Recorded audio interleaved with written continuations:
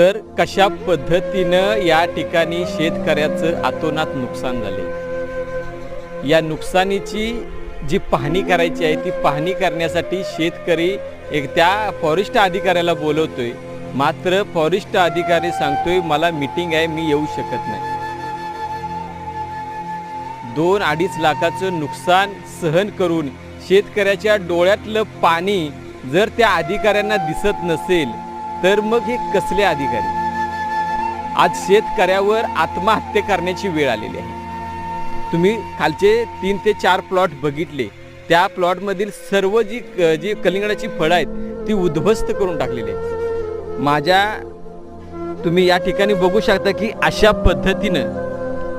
पद्धतीनं ही जी फळं आहेत या ठिकाणी फळे आली होती, मात्र ही फळं त्या रानटी गव्याने उद्ध्वस्त केलेली आहेत.